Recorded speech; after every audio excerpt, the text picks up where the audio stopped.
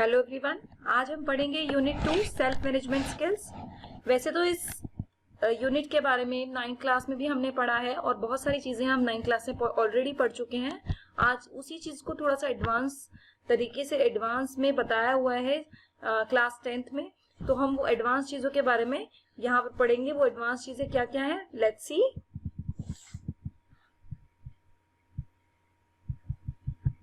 सबसे पहले हम इंट्रोडक्शन की बात करते हैं। जैसे मैंने बताया था आपको 9th क्लास में भी, जब हमने सेल्फ मैनेजमेंट के बारे में पढ़ा था, सेल्फ मैनेजमेंट क्या है। सेल्फ मैनेजमेंट का मतलब होता है सेल्फ कंट्रोल, यानी कि अपने आप को कंट्रोल करना, अपने आप को कंट्रोल करने की एबिलिटी होना। अपने आप को कंट्रोल करने में आपके इमोशंस, आपके थॉट्स, आपके बिहेवियर, सब कुछ चीजें इंक्लूडेड होती हैं। और अलग अलग सिचुएशन में अगर हम उन सब चीजों को कंट्रोल करना सीख जाएं तो हम अपने आप को रेगुलेट करना यानी मैनेज करना सीख गए हैं। तो उसके लिए क्या क्या चीजें करनी होती है, हमें अपने आप को मोटिवेट करना होता है, अपने गोल सेट करने होते हैं, strong self management skills develop करने होते हैं, और इसके अलावा बहुत सारी और भी चीजें होती हैं जो हमें अपने ऊपर अप्लाई करनी पड़ती हैं ताकि हम अच्छे सेल्फ मैनेजमेंट स्किल्स को डेवलप कर पाएं। तो सबसे पहले हम बात करते हैं बेसिक ऑफ सेल्फ मैनेजमेंट की। To perform well at work and life in general, you must be able to manage and improve yourself in various skills. जैसे कि हम डिसिप्लिन को, टाइमलीनेस को, इन सब चीजों को हम ऐड कर सकते हैं ताकि हम अपने काम में अच्छा कर पाएं। Goal setting, problem solving, team work, professionalism etcetera. Once you develop your personality and abilities in these areas, you will be able to succeed in personal as well as professional life. जब भी हम ये सारी चीजें अपनी personal और professional life में develop कर लेते हैं, इन सारी पर्सनालिटीज को, अपनी एबिलिटीज को ये डेवलप कर लेते हैं, तो हम डेफिनेटली प्रोफेशनल और पर्सनल लाइफ दोनों में ही अच्छा कर पाते हैं। अब ये कुछ स्किल्स हैं जो हम एक बार रिवीजन ले लेते हैं कि किन किन स्किल्स से हम अपने सेल्फ मैनेजमेंट को डेवलप कर सकते हैं, सेल्फ मैनेजमेंट कर सकते हैं अपना। सबसे पहली चीज होती है सेल्फ अवेयरनेस। सेल्फ अवेयरनेस का मतलब कि आपको अपने बारे में पता होना चाहिए, अपने बारे में अपना फीडबैक, आपको ऑनेस्ट फीडबैक आपको पता होना चाहिए। उसके लिए आप डिफरेंट लोगों से बात कर सकते हैं, अपने बारे में अपना फीडबैक मांग सकते हैं, इंटरेक्शन कर सकते हैं, डेली इंटरेक्शन कर सकते हैं, और इंटरेक्शन में आपको पता लग सकता है कि किस तरह से आपने किस सिचुएशन को डील किया, हैंडल किया, तो उससे आप अपने बारे में सेल्फ अवेयर हो सकते हैं। इसके बाद responsibilities. Taking responsibilities for your task is very important. Taking ownership is the step towards self-development. For example, if you have been assigned a task by a teacher, ensure you take complete ownership. Even if you are unable to complete the task on time, you must report it and then correct it. इसका मतलब आप समझ ही गए होंगे। जैसे आप responsibility लेते हैं तो आपके अंदर एक चीज डेवलप होती है, उस चीज को, उस टास्क को कंप्लीट करने की एक एबिलिटी डेवलप होती है।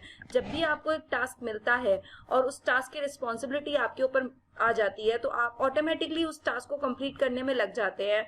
और जैसे ही आपके पास में वो टाइम आ रहा होता है, जब वो टास्क देना होता है, आपको सबमिट करना होता है, तो आपको उसको रिपोर्ट करना होता है, और उसमें अगर कोई एरर होती है तो उसको करेक्ट भी करना होता है। Now time management. Time management का मतलब कि चीजों को टाइम पे पूरा करना, और जो चीजें मतलब remove waste and redundancy from work. जो चीजें हमारे टाइम को वेस्ट कर रही हैं रिपीटेडली, जो रिडंडेंसी का मतलब होता है कि जो चीजें रिपीटेडली एग्जीक्यूट हो रही हैं उन चीजों को कम करना, घटाना, टाइम टेबल बनाना और डिलीजेंटली फॉलो करना उस चीज को, तो उससे हमारा टाइम मैनेजमेंट हो जाता है। इसके बाद adaptability. Stay current with best practices and read up on new information always. Prepare yourself for new changes so that you can transition seamlessly. I hope सभी को समझ आ ही गया होगा इसका क्या मतलब है कि अपने आप को आपको न्यू चेंजेस के लिए तैयार रखना है ताकि आप उन चेंजेस के अकॉर्डिंग अपने आप को अडॉप्ट कर सको। अडेप्टेबिलिटी आपके अंदर डेवलप होनी चाहिए ताकि अपने चेंजेस के अकॉर्डिंग अपने आप को डेवलप करके उनको उसमें ढाल के उसके अकॉर्डिंग ही काम कर सको। अब सबसे पहला हमारा सेशन 1 है स्ट्रेस मैनेजमेंट। स्ट्रेस मैनेजमेंट में हम क्या पढ़ते हैं। स्ट्रेस आप जानते हो, मैंने आपको 9th क्लास में भी स्ट्रेस के बारे में बताया था। हमारे इमोशनल, मेंटल, फिजिकल और सोशल रिएक्शन, किसी भी एक चीज के ऊपर हमारी ये रिएक्शंस हो सकते हैं जो हमारे स्ट्रेस डेवलप करते हैं। तो स्ट्रेस से क्या होता है, जो स्ट्रेसर्स हो रहे हैं, स्ट्रेसर्स जो हमारे डेवलप होते हैं इन चीज़ों की वजह से, जैसे हमारी कुछ परसीव डिमांड्स होती हैं, कुछ थ्रेट्स होती हैं, उन पे हमारे इमोशनल रिएक्शंस आते हैं, हमारे फिजिकल रिएक्शंस आते हैं, हमारे सोशल रिएक्शंस आते हैं, तो वो हमारे स्ट्रेसर्स डेवलप करते हैं। और स्ट्रेसर्स क्या होते हैं, वो स्ट्रेस की वजह से ही जनरेट होते हैं। तो स्ट्रेस क्या है, स्ट्रेस दो चीज़ों में डिवाइडेड है, दो चीज़ों में कैटेगराइज्ड है, एक तो गुड स्ट्रेस और एक बैड स्ट्रेस। गुड स्ट्रेस जो होता है वो हमें मोटिवेट करता है किसी चीज को अच्छे से डेवलप करने के लिए, किसी चीज को अच्छे से परफॉर्म करने के लिए। और बैड स्ट्रेस जो होता है वो हमें डिमोटिवेट करता है उस चीज को छोड़ देने के लिए। तो यहाँ पे हम जब स्ट्रेस की बात कर रहे हैं तो स्ट्रेस हमारे ऊपर एक प्रेशर है जो किसी भी काम के आने से, किसी भी रिस्पॉन्सिबिलिटी के आने से ऑटोमेटिकली जनरेट होता है। उसे आप रोक नहीं सकते हो, लेकिन उस चीज को डेवलप कर सकते हो गुड स्ट्रेस में और बैड स्ट्रेस में। अगर आप उसे गुड स्ट्रेस बनाते हो तो वही चीज आपकी आपका एक तरह से स्ट्रेंथ बन जाती है, और अगर आप उसी को बैड स्ट्रेस बना देते हो तो वही चीज आपकी एक तरह से कह देंगे कि आपकी वीकनेस बन जाएगी। ये कुछ एग्जांपल्स दिए हैं जो आपको स्ट्रेस के बारे में समझा सकते हैं। Now we will talk about stress management. Stress देखो मैंने अभी जैसे बताया कि हमारा पार्ट है हमारी लाइफ का। जब भी कोई आपको रिस्पॉन्सिबिलिटी मिलेगी तो डेफिनेटली आपके साथ में स्ट्रेस आएगा ही, और स्ट्रेस को आपको हैंडल कैसे करना है वो आपके सेल्फ मैनेजमेंट पे डिपेंड करता है। आपने अपने इमोशंस को कंट्रोल करना सीखा है, अपने आप को रेगुलेट करना सीखा है, टाइम मैनेजमेंट करना सीखा है, तो स्ट्रेस मैनेजमेंट भी आपको आएगा। स्ट्रेस मैनेजमेंट करने के लिए आपको क्या करना पड़ता है, सबसे पहले आपको कोई भी प्रेशर जो आपके ऊपर आता है, डेली प्रेशर, उसको इफेक्टिवली कोप अप करने के लिए उसके साथ में आपको एक प्लान बनाना होता है। और अल्टीमेट गोल क्या होता है, is to strike a balance between life, work, relationship and fun. तो ये सबके बीच में आपको बैलेंस करना है। तो वो बैलेंस करना है अगर आपको आ गया तो आप स्ट्रेस को मैनेज करना इजीली सीख जाओगे। आप अपने डेली स्ट्रेस को ट्रिगर करना और उसको एक तरह से गुड स्ट्रेस में कन्वर्ट करना वो आप सीख जाओगे। Now we will take a quick review of the ABC of the stress management. सबसे पहले हम A की बात करते हैं, एडवर्सिटी और द स्ट्रेसफुल इवेंट। एडवर्सिटी की बात करें तो एडवर्सिटी का मतलब हो गया एक डिफिकल्ट सिचुएशन। अगर हम किसी स्ट्रेसफुल इवेंट की बात कर रहे हैं तो स्ट्रेसफुल यानी कि जो हमारे लिए एक स्ट्रेस क्रिएट कर रहा है ऐसा इवेंट, और उस टाइम की एडवर्सिटी, उस टाइम हमारी कैसी सिचुएशन है, कितनी डिफिकल्ट सिचुएशन हम फेस कर रहे हैं उसकी बात हो गई। नाउ बिलीफ और the way you respond to the event. आप यहाँ पे बात हो रही है कि आप उस इवेंट पे कैसे रिस्पॉन्ड कर रहे हो, किस तरीके से रिस्पॉन्ड कर रहे हो उसके बारे में। कॉन्सिक्वेंसेस और actions and outcomes of the event, और इवेंट से आउटकम्स क्या निकले, आपने क्या सीखा, क्या एक्शंस उस टाइम पे हुए उसके बारे में यहाँ पे। तो ये तीन चीजें हैं एबीसी ऑफ स्ट्रेस मैनेजमेंट। ये तीनों चीजें आपको ध्यान रखनी पड़ेंगी आपको स्ट्रेस मैनेजमेंट करने के लिए। इसके बाद यहाँ पे 3 स्टेप्स बताए हैं कि आप किस तरीके से अपने स्ट्रेस को मैनेज कर सकते हो। Step 1, be aware that you are stressed. Step 2, identify what is causing your stress. Step 3, apply stress management methods. देखो यहाँ पे सिंपल सा स्टेप 1 हो गया कि पहले आपको पता ही होना चाहिए कि आप स्ट्रेस्ड हो। दूसरी चीज, आप किस वजह से स्ट्रेस्ड हो ये पता होना चाहिए। तीसरी चीज कि आपको स्ट्रेस मैनेजमेंट मेथड्स को कैसे अप्लाई करना है और क्यों अप्लाई करना है वो हमें पता होना चाहिए और अप्लाई भी करना है। उसके बाद मैनेजमेंट टेक्निक्स हमारी कौन कौन सी हैं, जैसे मैंने आपको पहले भी बताया था, टाइम मैनेजमेंट बहुत ज़रूरी है, फिजिकल एक्सरसाइज बहुत हेल्प करती है आपको स्ट्रेस से निकालने के लिए, और इसके अलावा फ्रेश एयर जो है वो आपकी हेल्प करती है। हेल्दी डाइट अगर आप रखोगे तो वो भी आपको बहुत हेल्प करेगी स्ट्रेस मैनेजमेंट से बाहर आने के लिए। पॉजिटिविटी जो आपकी थिंकिंग्स को, नेगेटिव एस्पेक्ट्स को आपकी लाइफ से हटाती है, तो वो भी आपको बहुत हेल्प करती है स्ट्रेस से बाहर आने के लिए। इसके अलावा organising academic life, no delaying. आप अगर अपनी चीज़ों को मैनेज, यहाँ पे बात टाइम मैनेजमेंट की आ जाती है। यहाँ पे अगर आप अपनी चीज़ों को ऑर्गेनाइज्ड रखते हो, कोई चीज़ को डिले नहीं करते हो, कल के लिए टालते नहीं हो, तो वो भी आपका स्ट्रेस डेवलप करने, स्ट्रेस को हटाने में, स्ट्रेस को मैनेज करने में हेल्प करता है। इसके अलावा स्लीप बहुत अच्छा बताई जाती है। स्लीप, अगर आप एक गुड नाइट स्लीप लेते हो तो आप कम, इसका मतलब आप बहुत कम स्ट्रेस्ड हो, आप अच्छे से अपने आप को स्ट्रेस मैनेज कर रहे हो, आप अपना स्ट्रेस को अच्छे से मैनेज कर रहे हो। इसके बाद holiday with family and friends, ये भी एक बहुत अच्छा एस्पेक्ट है। अगर आप बहुत ज़्यादा स्ट्रेसफुल फील कर रहे हो तो आप अपने फ्रेंड्स के साथ, अपनी फैमिली के साथ हॉलीडे स्पेंड करते हो, तो उससे भी आपको स्ट्रेस मैनेजमेंट में हेल्प मिलती है। Ability to work independently, if you become a calm and relax person you will be have the ability to work independently, which means becoming self-aware, self-monitoring and self-correcting, knowing what you need to do, taking the initiative rather than being told what to do, recognizing your mistakes and not blaming others, having the ability and that will to learn continuously। तो यहाँ पे ये चीज आपको, ये जो 5 steps बताए हैं, इसमें आपको पता ही लग गया होगा कि एबिलिटी टू वर्क इंडिपेंडेंटली क्या है। Now will talk about emotional intelligence. Emotional intelligence की बात करें तो ये एक इस तरह की एबिलिटी है जो आपकी अपनी इमोशंस को मैनेज करना आपको सिखाती है। इसके अलावा आपको दूसरों के लिए कैसे इमोशंस रखने हैं वो भी आपको पता है। It is generally said to include at least 3 skills. 3 skills आपको बोला जाता है रखने के लिए। एक तो इमोशनल अवेयरनेस, दूसरा हार्नेसिंग इमोशंस और तीसरा मैनेजिंग इमोशंस। इमोशनल अवेयरनेस का मतलब कि आपको पता होना चाहिए कि the ability to identify and name one owns emotion, आपको पता होना चाहिए अपने इमोशंस के बारे में, आपको आइडेंटिफाई करना आना चाहिए अपने इमोशंस को। हार्नेसिंग इमोशंस का मतलब the ability to harness and apply emotions to task like thinking and problem solving, मतलब आपको अपने इमोशंस को ऐसे अप्लाई करना है कि जिससे आपकी प्रॉब्लम सॉल्व हो। आपको उस चीज को इमोशंस को इस तरीके से लेके नहीं आना है ताकि आपकी जो प्रॉब्लम है और वो बढ़े ना, आपको सॉल्व करने वाले तरीके से इसको अप्लाई करना है। इसके बाद managing emotion, the ability to regulate one's own emotions when necessary and help others to do the same. तो उसका मतलब यही हो गया कि आपको अपने इमोशंस को इस तरीके से यूज करना है जिससे वो आपके लिए भी और दूसरों के लिए भी हेल्पफुल हो। इस तरीके से आपको रेगुलेट करना है।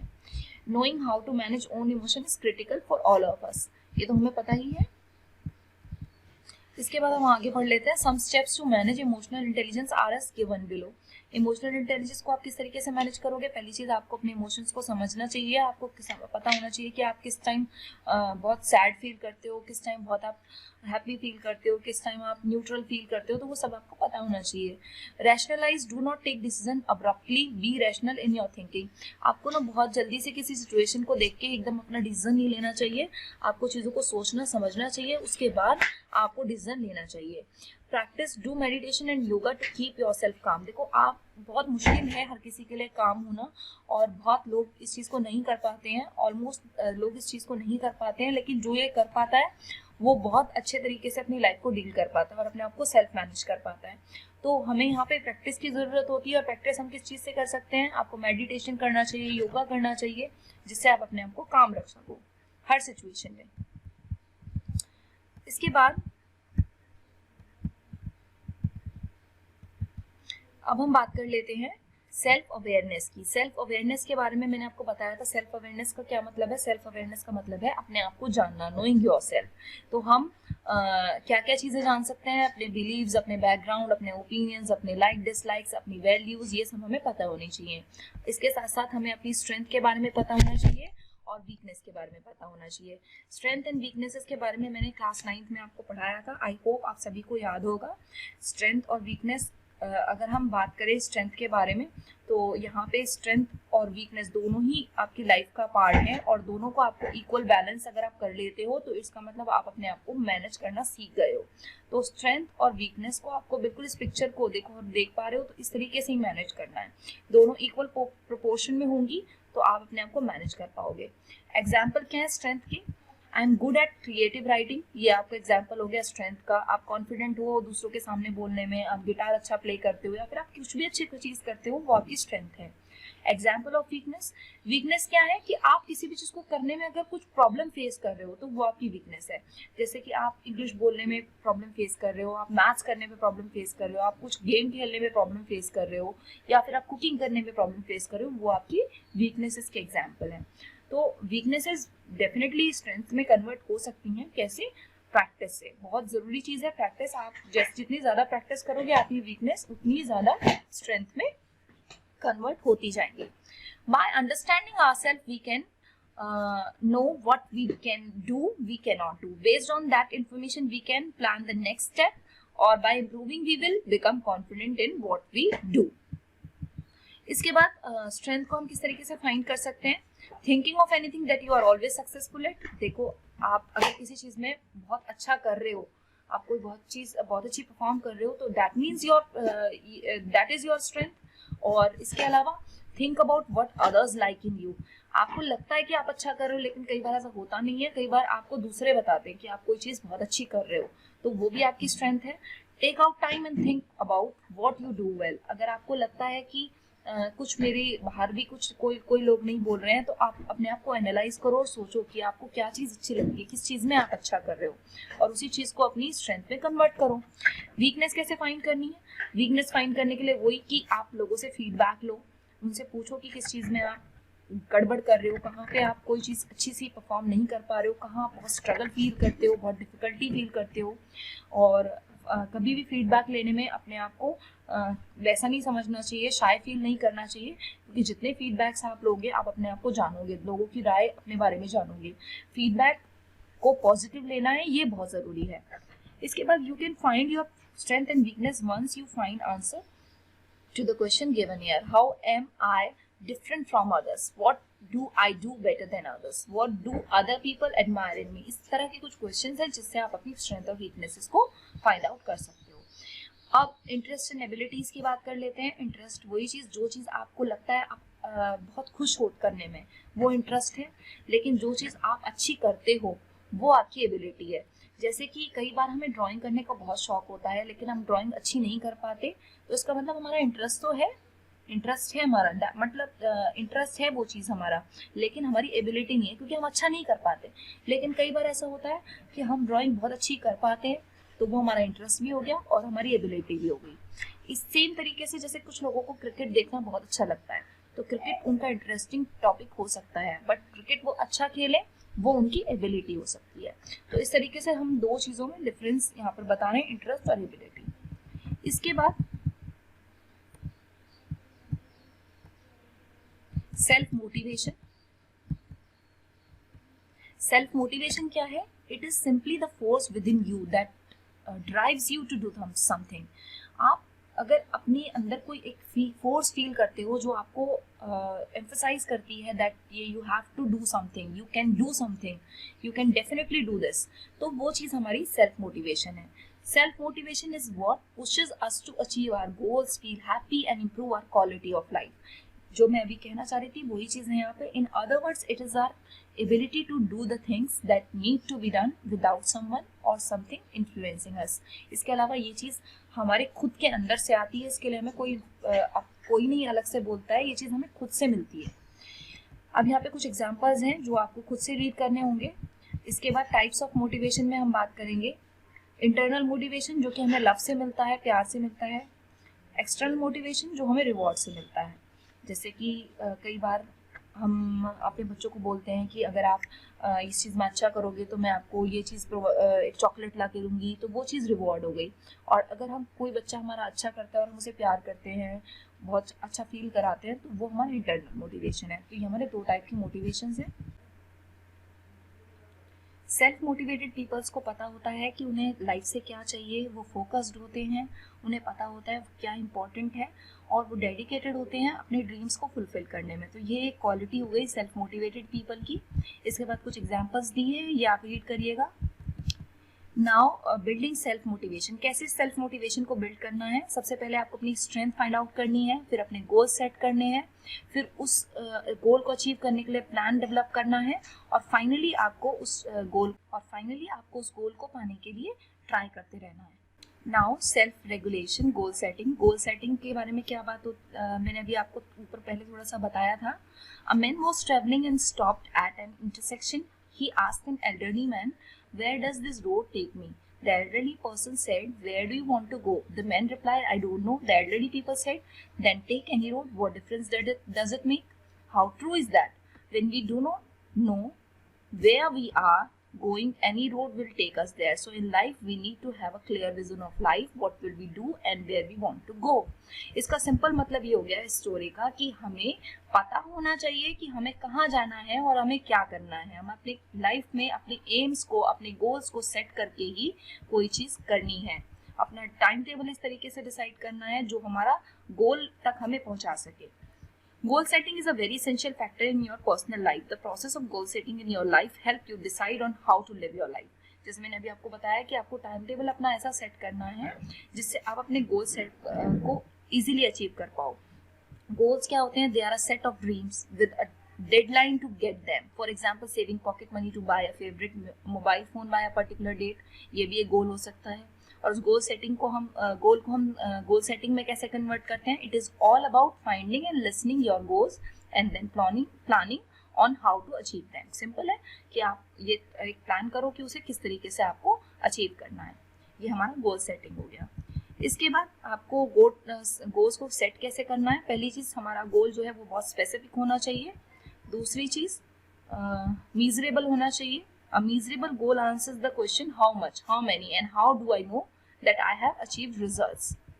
Not measurable goals में I want to be rich. Measurable goals, I want to have 5 times more money than I have today in my hand at the end of the year. तो आप समझ गए होंगे not measurable में क्या है. हम सिंपल कह रहे हैं कि मैं रिच बनना चाहती हूँ, तो वो नॉट मीजरेबल है. और मीजरेबल में अगर हम चाहते हैं कि मैं बता रही हूँ कि मेरे को जितना मेरे पास है उससे मैं 5 गुना ज़्यादा पैसा चाहती हूँ, तो वो मेरा मीजरेबल गोल है. इसके बाद achievable, breaking down big goals into smaller parts. देखो ये बहुत ज़रूरी है. अगर किसी भी गोल को हमें अचीव करना है तो जब तक हम उसे स्मॉलर पार्ट्स में डिवाइड नहीं करेंगे वो हमारे डिफिकल्ट होगा उसे अचीव करना. जैसे अगर मुझे एक टीचर बनना है तो पहले मुझे अपनी हायर सेकेंडरी कंप्लीट करनी पड़ेगी, फिर अपनी ग्रेजुएशन कंप्लीट करनी पड़ेगी, फिर बीएड कंप्लीट करनी पड़ेगी, फिर उसके बाद में अप्लाई करना पड़ेगा जॉब्स के लिए. तो ये मेरे गोल को अचीव करने के लिए उसको छोटे छोटे पार्ट में डिवाइड करना हुआ. उसके बाद realistic goal would be something that we want to achieve and can work towards. जैसे कि अनरियलिस्टिक गोल के बारे में मैं बताऊं, I will read my entire year syllabus in 1 day and get good marks. ये हमारा अनरियलिस्टिक गोल हो गया. और रियलिस्टिक गोल क्या है? I spend 3 hours every day of the year after school to revise my subject to get good marks in the exam. तो I hope समझ आ गया होगा रियलिस्टिक गोल और अनरियलिस्टिक गोल में क्या डिफरेंस होता है. इसके बाद टाइम बाउंड. एक स्मार्ट गोल जो होता है उसे अचीव करने के लिए एक टाइम फ्रेम की ज़रूरत होती है, तभी वो उसको अचीव किया जा सकता है. तो जो नॉट टाइम बाउंड गोल होते हैं वो तो क्या हो गया, जैसे I want to lose 10 kg समडे. ये मैंने एक टाइम बिना मतलब टाइम बाउंड किए बता दिया कि किसी दिन तो मैं 10 किलो कम कर ही लूँगी.